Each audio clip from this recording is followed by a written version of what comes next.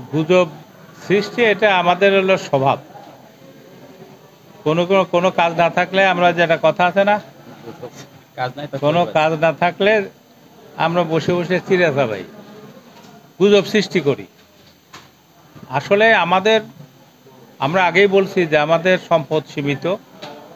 আমরা চেষ্টা করছি যে সবগুলো ব্যবস্থায় চালু রাখার জন্য।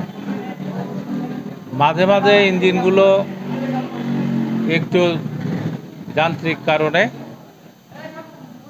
এটা যখন ডিসঅর্ডার হয়ে যায় তখন মাঝে মাঝে দুই একটা ট্রেন বন্ধ করতে হয়। কিন্তু বাস মালিকদের সুবিধার জন্য যে আমরা ট্রেন বন্ধ করে বাস মালিকদের সুবিধা দেব, এটা আমাদের আসলে এগুলো বিকৃত মানসিকতার পরিচয়।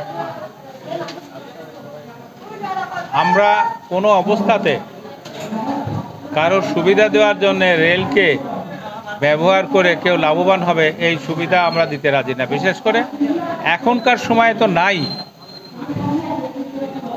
মাননীয় প্রধানমন্ত্রী রেলকে গুরুত্ব দিয়েছেন, রেল সেবাকে মানুষের দোরগোড়ায় পৌঁছায় দেওয়ার জন্যে নতুন নতুন রেল লাইন সম্প্রসারিত হচ্ছে এবং